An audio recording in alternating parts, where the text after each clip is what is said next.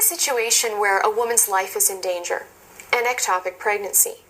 In that situation, the unborn child isn't moved into the uterus and instead usually implants in the fallopian tube.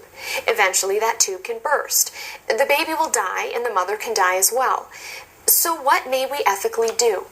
In this case, a procedure called salpingectomy can be performed. It involves removing the fallopian tube. The action itself targets the woman's non-essential body part to save her body entire. That is a good thing, since leaving the tube to rupture threatens her life. And there you have it. That's Stephanie Gray saying that abortion is a good thing. Abortion in those instances is a good thing. You heard her say it herself. Removing the fallopian tube that has the embryo in it is a good thing. Removing the fallopian tube with the embryo is an abortion. So Stephanie Gray is saying that abortion is a good thing when a woman's life's in danger.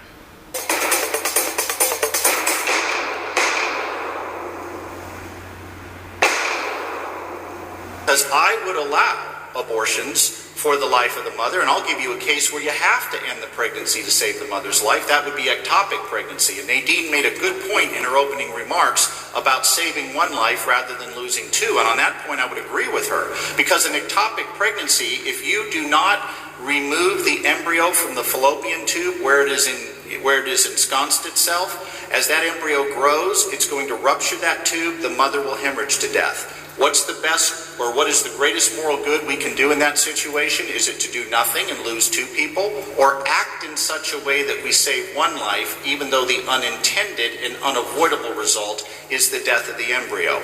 And my answer is, you save the life of the mother, even though there's an unintended and unavoidable result, the death of the human being that will die anyway if it's in the fallopian tube instead of the uterine wall. So that position does not invalidate the pro-life view. This is Brett Strong, and that was Schott Klusendorf. As you can see, he supports abortion at some level. I would allow abortions for the life of the mother.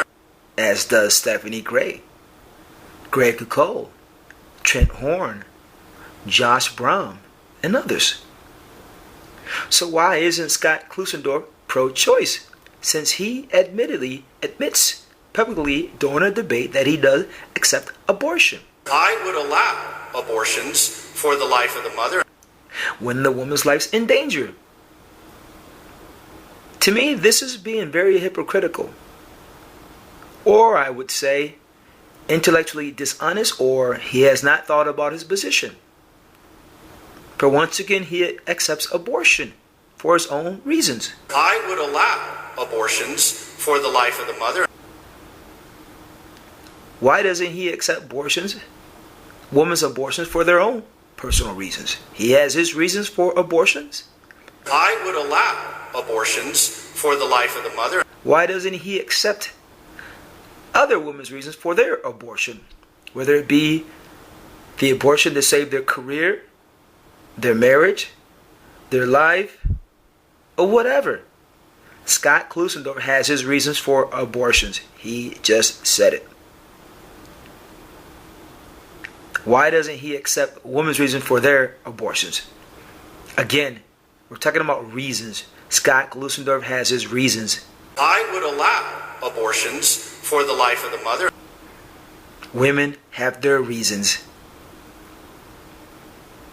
This is Schott Klusendorf is either being intellectually dishonest, or he has not thought about his position. And then the further add-on, he says that when a woman has an abortion when her life is in danger, like a tubular pregnancy, he says that the death of the embryo is unintended and unavoidable. Even though the unintended and unavoidable result is the death of the embryo. Once again, I've said it to Trent Horn. I say it to all pro-lifers who try to pull this trick, and it is a trick, a very weak trick. When a woman has a tubular pregnancy, and the doctor goes in to remove that embryo or fallopian tube, it is very intentional. When a woman's life's in danger, she has an abortion, That abortion is intentional. That woman pays money. I don't know how much a tubular pregnancy, to get rid of a tubular pregnancy, costs, but she's paying money. How intentional is that abortion, Schott Klusendorf, when a woman is paying money and she hires a doctor? And the time of the abortion is set. And the pastor knows, and the grandparents knows, and the husband knows, and the mom knows, every doctor knows, this is planned. Down to the day, down to the minute, down to the moment. The abortion is planned. It is very intentional. Very, very intentional. Schott Klusendorf has not thought about this position. I don't think so. That the Jehovah Witnesses don't believe, well, some of them don't believe in blood transfusions. And many of them have died because they believe that blood transfusions are not allowed in their belief system. So they won't have blood transfusions. And many Jehovah Witnesses have died. They could have easily been saved by blood transfusions, but they refused it. So the woman does not, even when the woman's life's in danger, Schott Klusendorf, Stephanie Gray, Trent Horn, Josh Brown, Gregory Kolb, she does not have to have the abortion. And I'll give you a case where you have to end the pregnancy to save the mother's life. That would be ectopic pregnancy. The Jehovah Witnesses, they choose to die. The woman can simply choose to die. So Schott Klusendorf says, oh, the woman must have the abortion if her life is in danger. And I'll give you a case where you have to end the pregnancy to save the mother's life. That would be ectopic pregnancy. No, she doesn't. He's wrong. Schott Klusendorf is wrong again. Also, the Schott Klusendorf and Stephanie Gray. What about tubular pregnancies around the world in third world countries? These women die. They don't have the abortion. They die. The point is this. The point is this. Even when the woman's life is in danger, it is still her choice to have an abortion. Her choice.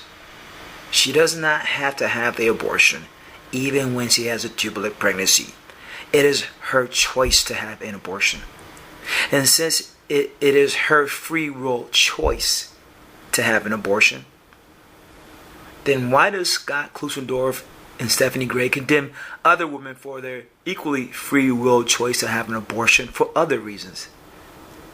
See, tubular pregnancy, that's a free will choice abortion. She does not have to have the abortion. It is free will, freely chosen. It is her choice to have an abortion when her life is in danger. So if Schott Klusendorf and Stephanie Gray are going to support a woman, her choice to have an abortion when her life is in danger, what is their issue with other women who choose to have an abortion for their own personal reasons? Their career could be in danger. Their marriage can be in danger. Their life can be in danger. Not per se of a tubular pregnancy, but hey, in some countries, if a woman is found to be pregnant, she could be stoned to death. She could be slaughtered. That's a perfectly good reason to have an abortion, because her life is in danger in that way. And there's a multitude of reasons. Maybe the woman is mentally ill. If you live in China, the one-child rule, the government will abort your baby at will.